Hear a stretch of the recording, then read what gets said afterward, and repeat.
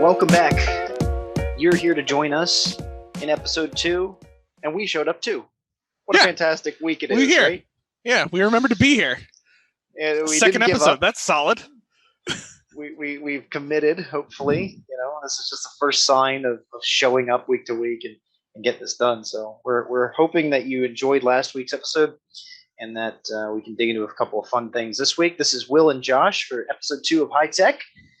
And today we're going backwards to start, right? What got us into all of this? And I kind of wanted to open it up a little bit more of just getting to know us, knowing what we're about, why we're here, what we're doing. But even like very simply, right now, Josh and I work in higher education, and we work with faculty as instructional designers, instructional technologists. Well, that comes from something. For me, I started in cyber charter schools in the 5th grade, right? I've just revealed a whole lot about myself. Everybody just created a profile for you in their head immediately. And Cringe. I'm gonna add that it's not socially great. You're more gonna say it's probably not wrong. It's But 4th grade, little Will was starting to use computers every day of his life, and I really just haven't stopped, right?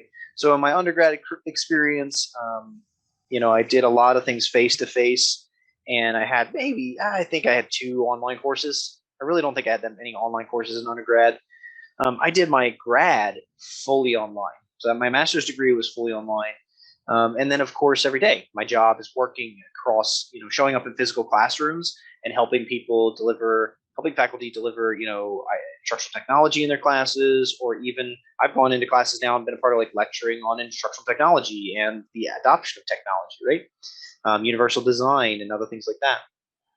So my background, I think, while that's pretty simple, like the K-12 experience, my undergrad, my grad, all of it I find is really been a part of leading me to this field. Like I love to work in higher education. I love to work in design because we're meeting the needs of faculty and students alike, trying to change technology for the better, as we're working through it. Now, what about you, Josh? Where does you don't have to start in the 4th grade if you don't want to, but I was gonna start 3rd grade, because that's really where it kicks in for me. Yeah, sure. I mean, my story is exactly the same as Will's. No, not at all. Like for fun background on me, I mean, I went very classic high school background, grade school, high school background. I did not care about school at all growing up, pretty much in there. So some that will probably come out through this podcast occasionally. I was in a band for several years. Yeah, you thought I was going to go there, right? That was like my life for a good period of time. And then that ended. And begrudgingly was like, I guess I need to do college. And so for my experience, college is where it really kicks off for me, because that was really where I started to appreciate education, really started to dig deep into it. I was the classic kid in high school where like the teachers had teacher conferences and they were like, if Josh just applied himself, like that terminology to the parents, it was like, he's got so much potential, but he sucks. That was my space. Meanwhile, I'm over here and I'm like, what's a parent-teacher conference? Yeah, over here, Will's like, I'm achieving massive things in my cyber school space, and if my GPA drops below this much, I'm gonna kill someone. No, my GPA never dropped, bro. You can't suggest that. That's good. I didn't know I had a GPA. So it was definitely though like undergrad where it kicked in. That was where I really appreciate it. I really started to dig in. And really just love the process of learning, of digging in and understanding critically a topic. So obviously my background, as I shared in the last episode, I came from being a pastor. So I had a biblical studies background in undergrad, and then also went on to grad work into seminary and continued that area. Now, I was not fully online like Will was. I was in a blended space. Now I say blended loosely because by the definition of online, they were online. It was like a face-to-face residency with like multiple weeks Yeah, you only online met like work. specific times, right? It You was weren't like even meeting every week. you came in 1 week during the session of the course, and you would meet for 2 long residency days. Got all of your contact hours for accreditation, and then went back that to was websites. like, and I laugh because I'm helping design. I've helped design a course in that space, Right. And it's totally true. You're like looking at hour breakdown the course, and it's like magically all those instructor-led hours are showing up in that 1 week. It's really great. I'm not gonna get too deep into that. That's a bad idea. But anyway. sarcasm, your sarcasm showing. Yeah. So that was where like I really got into. I've always been into technology. I've liked technology. I like playing and exploring and messing with those types of things. And so when I got into that in an education environment, I was also teaching in a church environment as well. And so I liked kind of looking at that and integrating. And I think I had always kind of wanted to get further into education as an actual profession, but didn't quite feel like I had an avenue to do it until, as we talked about in our first podcast, Will kind of transitioned out of this space and pushed me a little bit to come into this direction. And so I did, and I have thoroughly enjoyed it out of there. Yeah, and I think that one of the things that's been true of Josh and my friendship throughout this time, throughout our friendship, is that we're kind of always, I know, just perfect, right? We're always having fun. Like we're fun guys. Like we are a bunch of mushrooms, but we like Marvel. We like video games. We like Josh is gonna do the perfect eye roll. But it's not an eye roll. I'm just curious. But mushrooms, is that a thing? I said that we're fun guys. Oh, we're fun. Oh. Okay. Sorry. Continue with your heartfelt story. But we got to this point like where we just kind of pushed each other. So we shared a lot of classes. We both went to the same undergrad. We shared a lot of classes, and like his thoughts pushed my thoughts pushed his thoughts. And even while he was a pastor, we would share ideas about the work I was doing and how that might show up at his church and what he was doing in that space. And his ideas, of course, have always helped me kind of circle back in and not lose track of some of those creeds that we learned early on.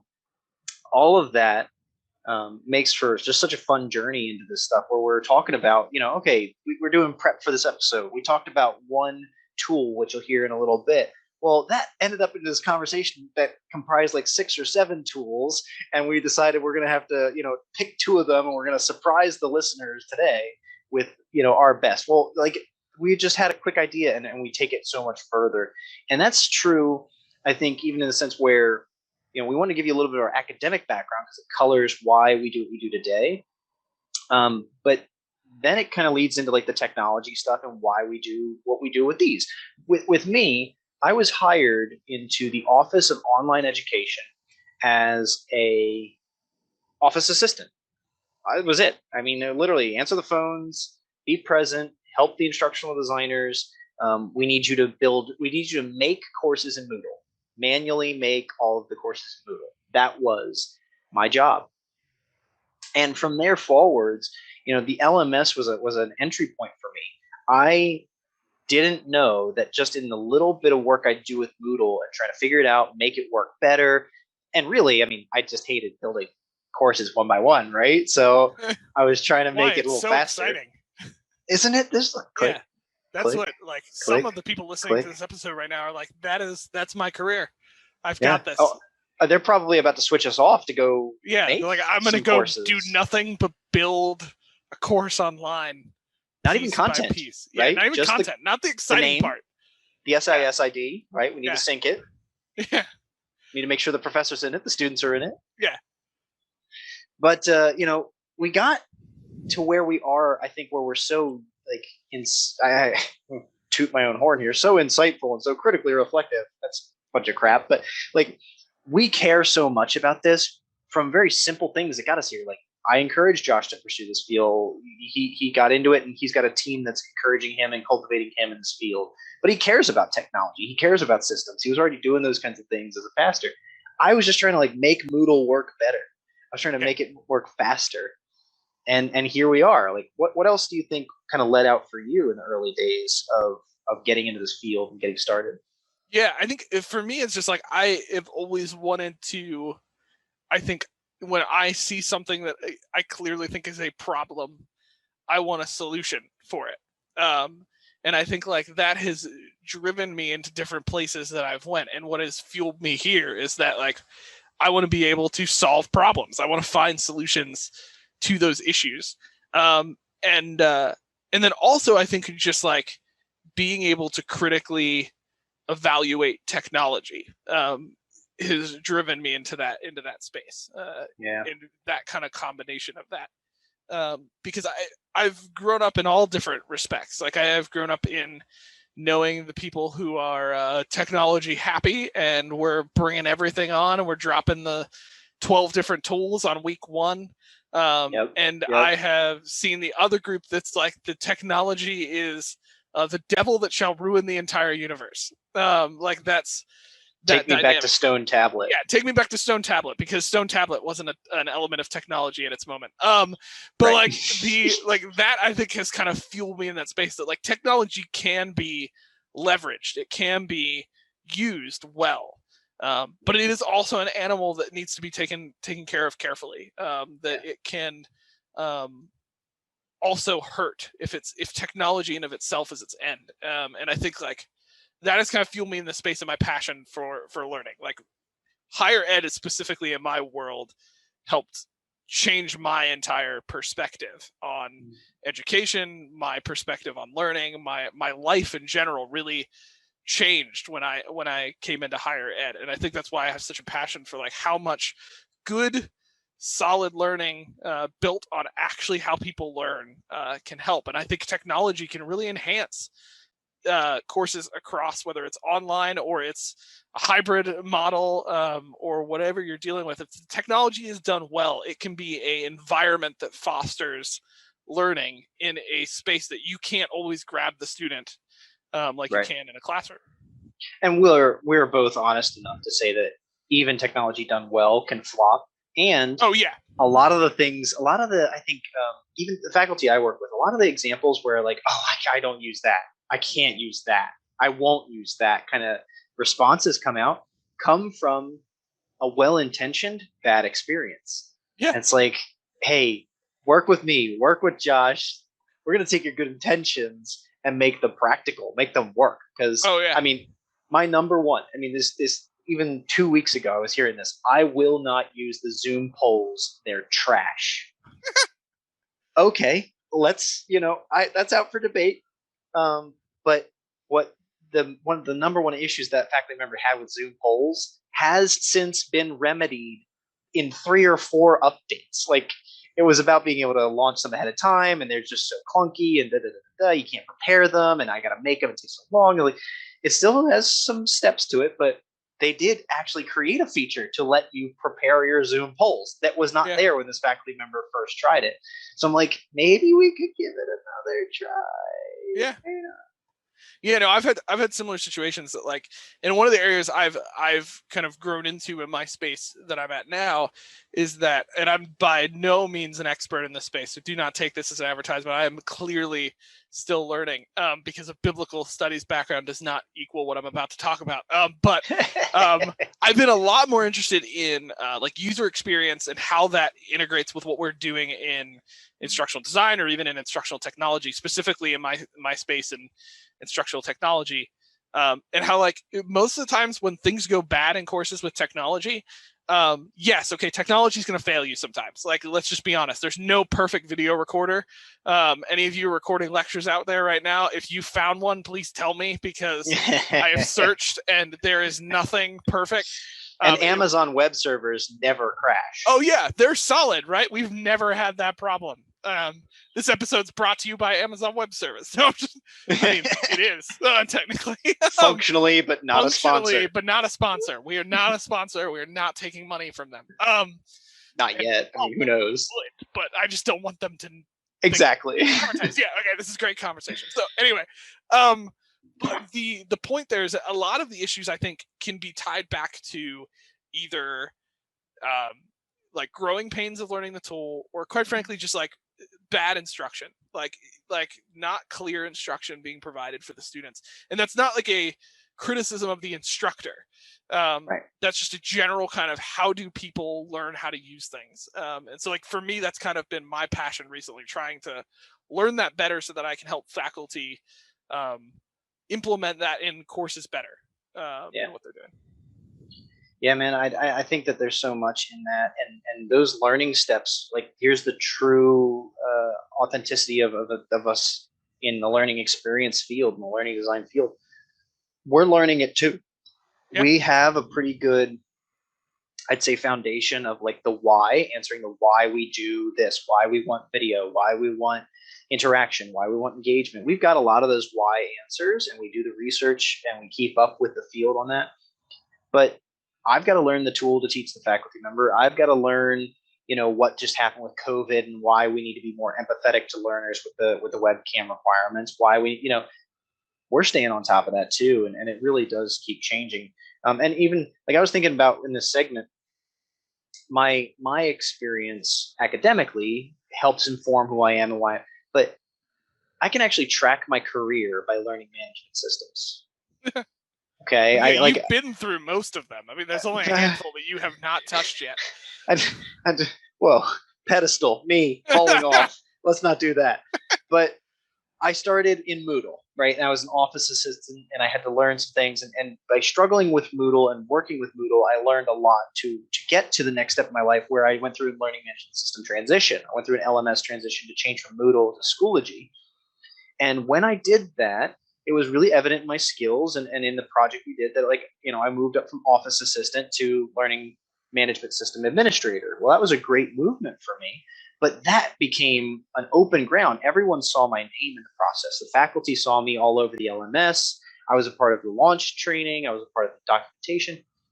And they came to me asking tons of questions, which pushed me further to understand how to help them and even get to some of these user experience questions that they were going to come to me with. And then I went to my current institution and switched to Canvas, right? And one more LMS, right?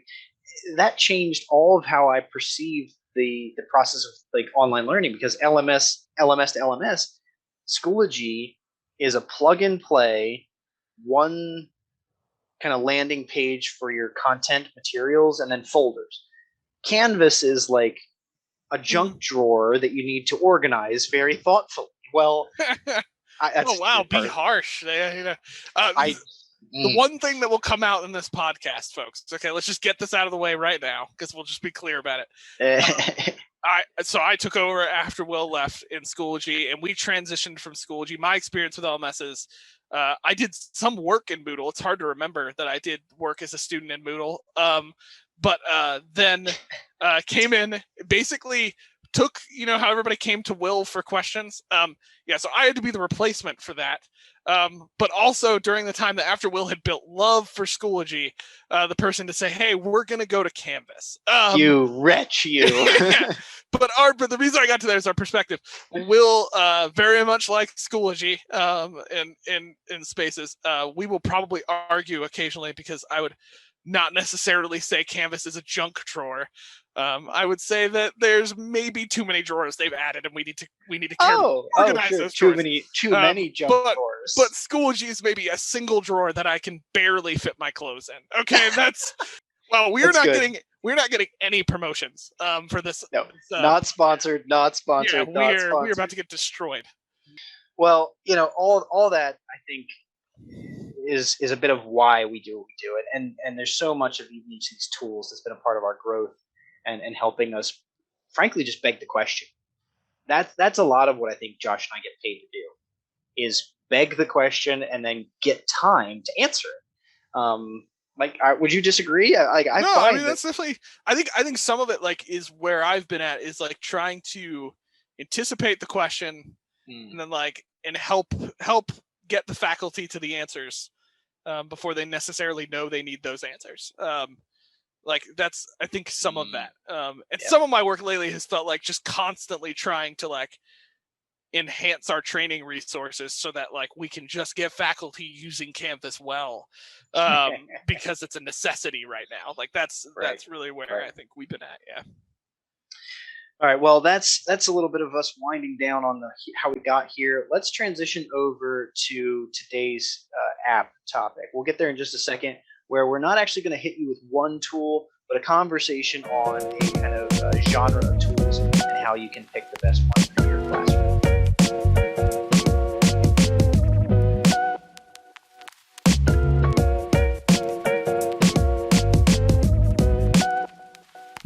Okay, so time for the app, right? The core of some of what we talk about on these episodes. Hopefully, we'll see what happens on the third one. But this topic, right? So, something that we really think again is in our experience. I think Will, you can attest to this too. We were talking about this before the podcast. Has become a hot button request right now.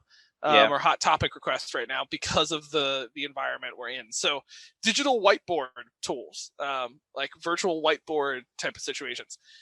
Will can attest to this. We were talking about, I get this often, or at least did for a while, not getting this quite as much, but constant questions about that whiteboard piece, because all instructors, you used to using that whiteboard and immediately like, crap, I'm on my computer.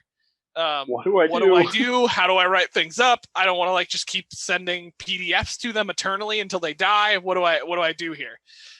So I'll let Will kind of, I think, kick us off on this one, because this started off as like a 2-tool suggestion or something like that in a very classic way that we level us out. I would call Willified this one. Okay, all right. There are much more than 2 now in our suggestion. So. What are your thoughts on this one? So, yeah, I willified it. AKA, I took something that should be a yes/no response and made it a paragraph response. It's fine. It's fine. Everybody needs paragraphs from time to time. So, just to blitzkrieg you real quick, right? Digital whiteboarding is a tool that replaces the physical experience of walking up to a whiteboard, chalkboard, writing on it, and so everyone can see it. And so, the COVID-19 grab bag, bug out bag in a sense, is Zoom, Canvas, or your LMS, and a whiteboard. I mean, so many faculty. That's the thing that I hit so many times in March and April last year. Can I get an iPad? I need to be able to hand write a digital whiteboard. Can I get a whiteboard while I'm in class so the students can see it while I'm talking to them? Can I? And so I am going to hit you real quick with a variety of apps that are in this space, just so you know it's a little bit in the market, to know that you're not just looking for one thing. But then we're going to talk. Josh and I think ahead of this, have picked kind of our top 2 contenders out of this whole list, and we'll kind of dig into them a little bit more. So there is, and we're going to have links and spelling, right? Don't worry about this. It's an audio format, so it's tough to know exactly. To all of these. I'm going to spell each one out loud. Yeah, can you do exact letters? That'd be great. And I'm going to sign them for the video that we're taking. No, I'm joking. So Miro.com is a digital whiteboarding tool. Conceptboard.com is a digital whiteboarding tool. Mural.co, C-O, is another digital whiteboarding tool. Lucidchart.com, another tool. Google Jamboard, Microsoft Whiteboard, and the Zoom Whiteboard, right? We have all of these products in this space. And I bet you I haven't even captured all of them. You're going to, you're the listener. So many. Will know about one that's not in space. Now, we blitzkrieged you for a reason, just so you can check out what's going to fit best for your experience. But I don't know. Should we do this? We probably can't do this on 3, right, Josh? Because Zoom's going to block out one of our audios. We're not. Like, we're not recording pros just yet. So I feel like let's have you, sir, lead off. I think context again, right? Okay, so Will mentioned before, we kind of came out of this and said, let's not discuss this too heavily. Let's pick our top 2 out of these groupings. Now, understanding that Will and I have different expertise with some of these versus others, so like I have not used some of them as much. I took a cursory look after we talked about them, so some of our evaluations may not be perfect here, but Will, why don't you take it away? All right, so as an example, I used Lucidchart years ago. I was amazed at how functional it was, how much you could span the space. Like, you can almost create infinite amount of space in Lucidchart, and some of these all have that feature. But what really stood out to me at that time was it could be very good for graphing and creating like very structural images, right? Think chart. So it doesn't really hit the mix for me. And today it's got some limitations, right? It just isn't really hitting it on how much it's free. Because remember, here at High Tech, we do things on the cheap. Yeah. Now, my top two that I think are going to be accessible to you immediately and you can start using with your students are Google Jamboard, right? If you've got access to the Google suite at your institution, you've got Google Jamboard. If you use a personal Google account, I think you still have Google Jamboard. Like it's very easy to get to. It's very simple. But my other top is Miro. I go for Miro out of the list we've got. Miro. It's got a really good free license. It's got great functionality, though there's kind of some support lacking. I'm not going to live or die on that hill, but those are my top two and my primary considerations. What do you got, Josh? Yeah, so I gotta be honest. I tried my hardest to like I somewhat of an idea of what Will was gonna be saying because we kind of before we talked about this, he kind of gave away what was gonna be. So like I tried my hardest. I think over the last day and a half or so to like Not pick him. to be the opposite of you, because Yeah, I wanted to fight it out. But I would say I agree with him on. But you can't. I can't like I so out of all these, I think they all have their pluses and minuses. I will add one addendum here to this, but my two would definitely, I think, still be Miro and Jamboard, and here's why. Miro, so I have a lot of use with Miro. Our team has a Miro account. I have one. I use it all the time. I use it actually less as a whiteboard currently because I'm using it more as like a idea board drafting. We'll collaborate as a team on like, drafting out ideas or thoughts. But what I like about Miro is I think Miro can be used really well without a pen. So here's the thing. I get faculty all the time asking like, oh, I need to get like an iPad or I need to do this so we can draw, or we can do this. And I think that is a dangerous land to be in sometimes because people forget how hard it is to draw with a average stylus on an iPad. It's not as clean and beautiful as you would like it to be. And what I would really love out of these tools is collaboration, because when you're doing it on Zoom or whatever you're doing, just a static whiteboard that they're looking at is not going to be great in my opinion. Right. So we'll be able to collaborate. And if that's the case, your students aren't all going to have those type of drawing tools to be able to use. And so Miro, I think, gives you a really good, solid base of like line drawing that you can use with your cursor and box text and stuff, and good collaborative tools. There's actually a feature in Miro where you can have everybody kind of break out. And then actually they added this, you click a button and it basically forces everybody back to a certain spot on the Miro board. Cool. It's really cool feature. That's like a more instructional feature. Yeah, right? It's kind of, and they designed it. So context, Miro is not necessarily designed, like you can tell their original intentions not like to be a whiteboard for education. Their intentions really to be kind of like a collaborative board system for like tech companies and things like that. Like that's kind of their original stuff, but they do push into education. And so there's that kind of control. They're very focused on making sure their tool is collaborative. There's even like a shared notes feature in Miro. Jamboard I would throw out simply because I think Jamboard is it's so accessible as a Google tool to everybody. That's why I think I've really like looking at Jamboard. It has a good amount of features for a whiteboard. I think it has some collaborative stuff in there, and it's just very accessible. It's something that you can easily get your hands on, right. Unless you're an institution like we are currently, where we're not allowed, like Google approved.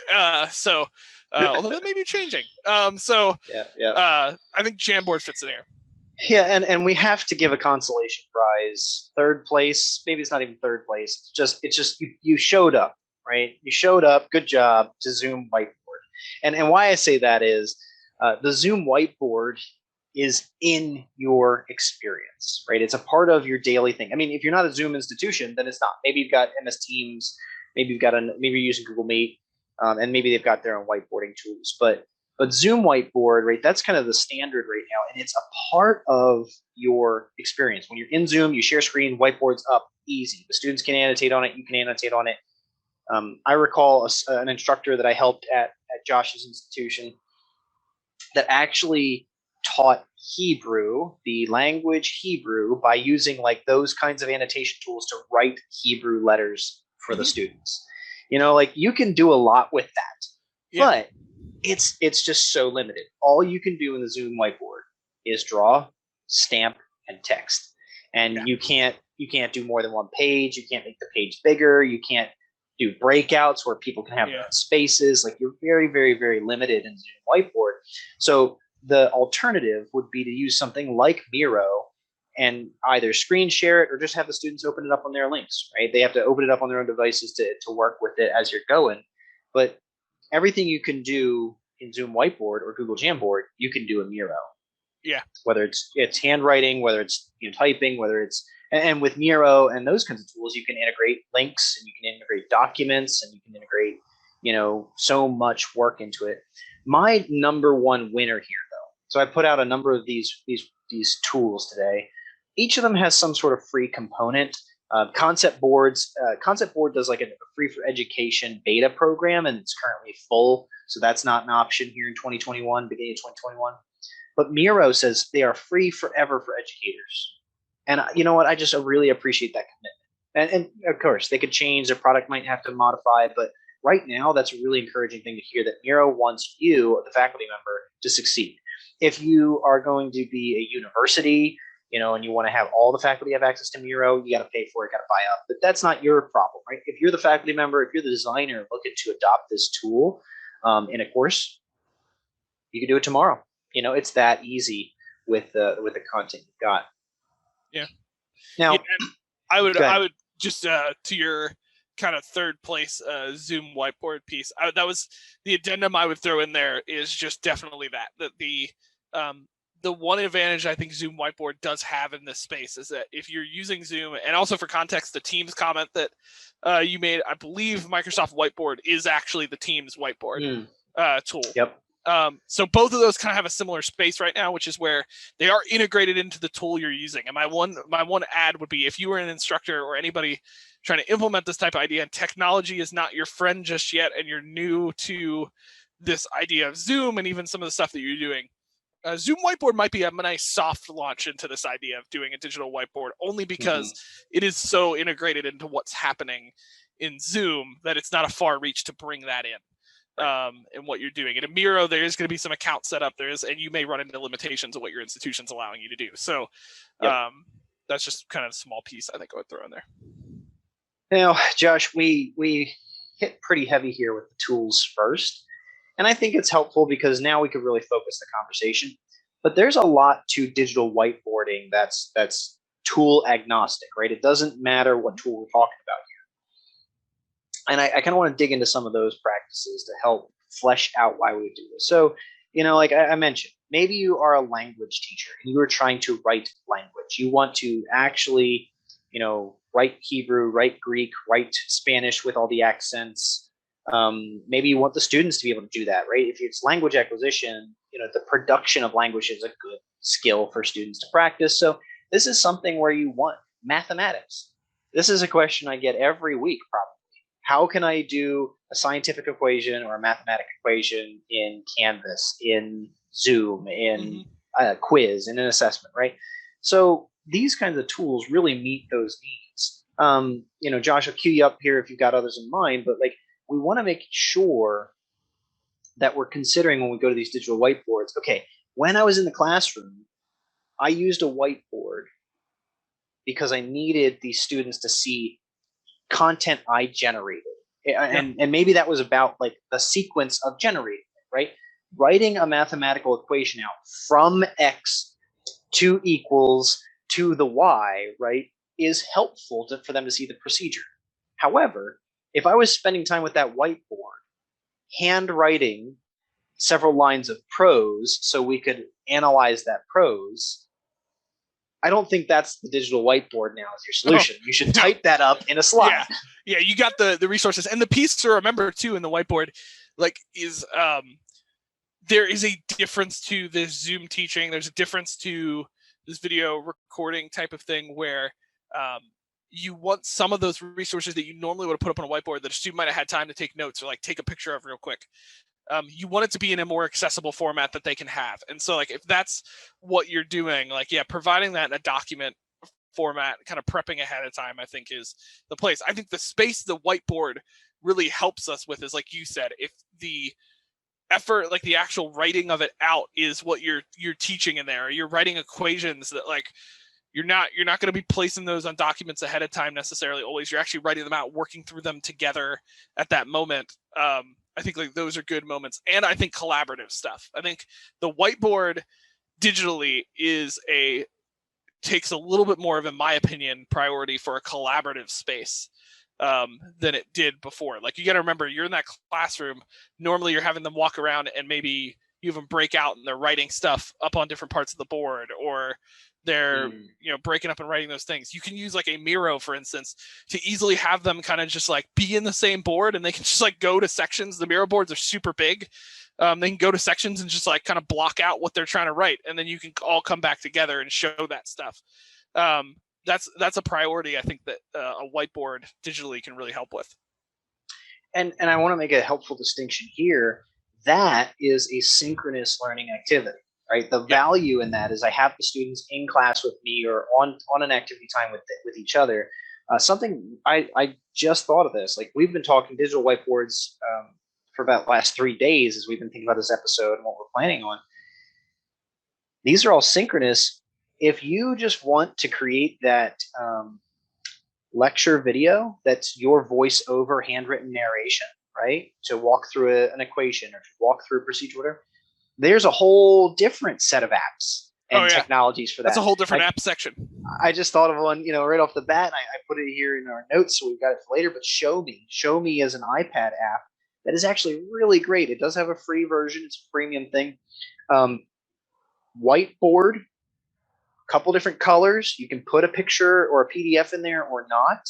And you literally, on your screen, you see a big old red button. You start hitting that, you start writing, and you talk. And it records everything. It records the strokes so that when you play the video back, the students see what you wrote as you wrote it. That is an asynchronous thing. You're trying to make a lecture video. You're trying to make something for the students later. That's the kind of tool that can really help you there. You could use Miro. You could use, even Zoom Whiteboard, for instance, to do that if you retrofit it a little bit. But there's a whole different space if you're trying to make an asynchronous activity for students to watch your handwriting or something like that later. Yeah. And this is not meant to be an attack. Please, please, please don't take this as an attack. But something about handwriting is important to consider here.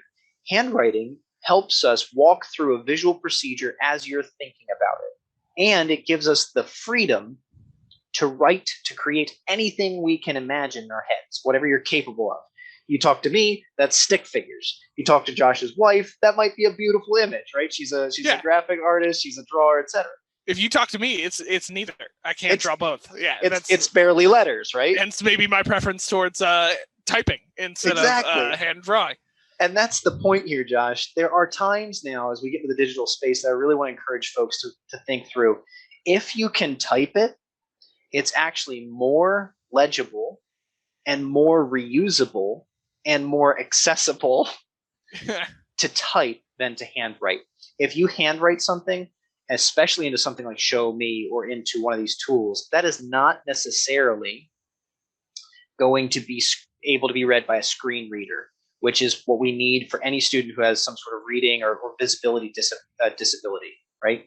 Visibility disability. I didn't think about that before I said it, but it really just rolls. Almost, wow. They have a hard time seeing things, folks. That's what Will basically meant.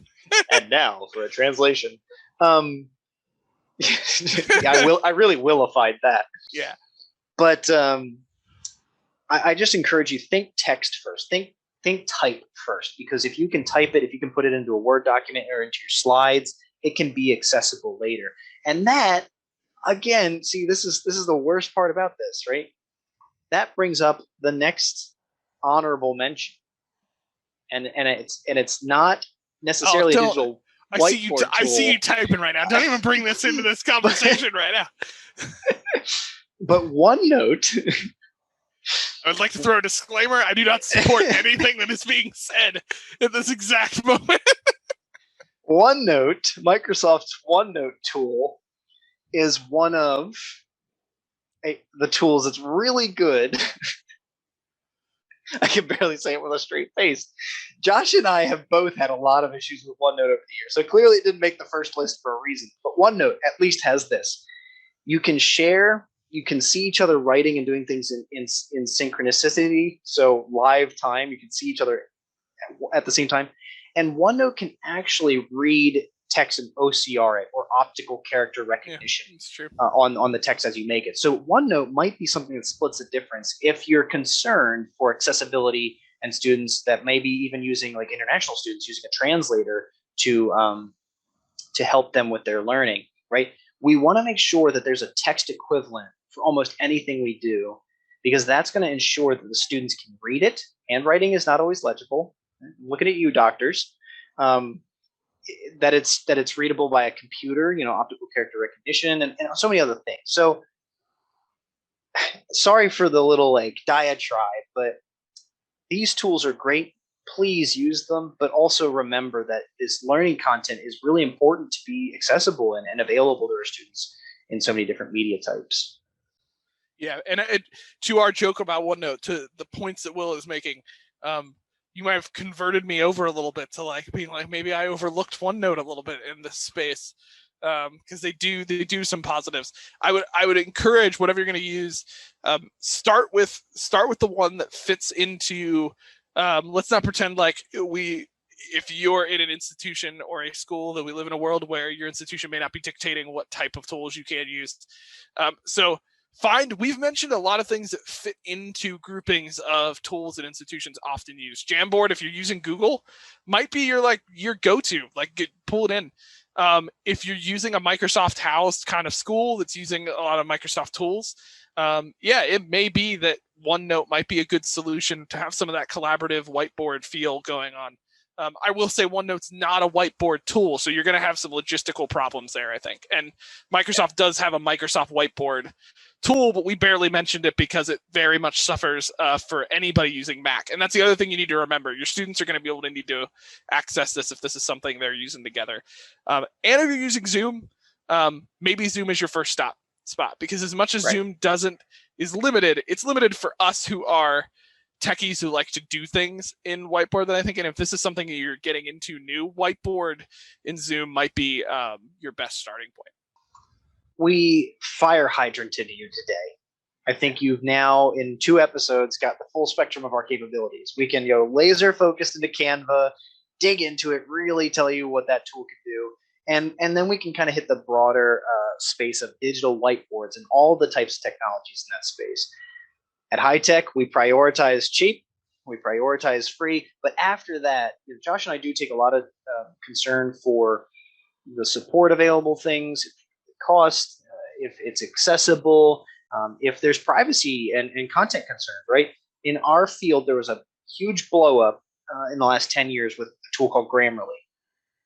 Right. And it was about the terms and conditions in Grammarly's end user license agreement.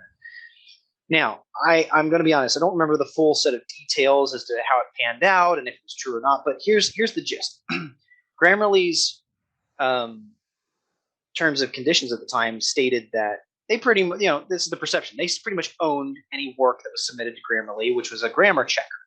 Well, clearly that might be an issue for folks submitting copyrighted work, submitting things that intend to be copyrighted. Journals, even for a while, banned people who've used Grammarly because they didn't want your journal to have been submitted anywhere else that might have ownership to it. So that was a big flub at the time. And I think Grammarly's recovered from it and changed the language, and even the environment's gotten better in that landscape, because that's not the only tool like it. Yeah. But those are the things Josh and I watch out for. We want to make sure your data, your students' data is safe. And so, as we look into each of these, not one of them's perfect, but I suspect that you'll find one that could meet your specific learning needs in your context. Now, Josh, do you think you could wrap us up with a couple of the cautions? We wrote down some of these. Mm-hmm. What do you think about general things to watch out for with whiteboards? Yeah, I think the biggest thing in this whole edtech tool world that I will constantly keep saying is that there is something to be said about the cognitive load of bringing on a tool for your students when you're trying to do stuff, especially in this realm. Like we're the digital whiteboard, we're focusing a lot on what's going on right now in 2020 to 2021 right now, where a lot of people are teaching through Zoom and doing that space. And that's where mainly, I think you'd agree with this, Will, that's because the digital whiteboard tends to be, that's where they want to use it, is that space, although it fits in online as well. There's just to remember, if you're bringing in a new tool, like one of my cautions, we don't actually use Miro as a supported tool at our institution. And that's just because Zoom whiteboards in Zoom, we use Zoom, and the load of trying to bring on students into a brand new tool like Miro can be a little overwhelming, especially if they're dealing with Zoom and all the stuff they're doing in their online content as well. So it's just to bring that into focus. If you're going to do something like a Miro or a new tool, you're going to want to plan time to just introduce the students to the tool. Make sure that they get into the tool. If you don't have support from your institution to do this, you're going to have to get accounts for those students into Miro. Miro's great. It's easy to get into, I think, but you just want to be careful with those pieces. Same with anything like Google or anything like you're doing there. That's one I would add in there. And the other is just change fatigue, like constantly doing new tools and things like that. You just want to pace yourself. I think one of the best recommendations a colleague made in a bunch of our trainings over the last year, actually almost now, is that like try one new thing over a period of time. Give it some time to take effect. See if it's working. So if you want to try digital whiteboard in your class now, pick that. Don't try to add that on top of a whole bunch of other tools. Don't be like, we're going to jump in a Zoom whiteboard and then we're going to do this in Miro and we're also going to jump over to here. Just pace yourself. Pick one and kind of focus in on that and give it a second try. If it doesn't work the first time, I'm going to guarantee you it's probably not going to. So give it a second time around to kind of refine that. Yeah, so again, thank you for joining us for a second week of High Tech. We're looking forward to more conversations, more apps, and having some great conversations around how you can harness and leverage that technology in your classroom, whether you're virtual or physical. We're really looking forward to talking more with you, and hopefully you make it to a third week. See ya.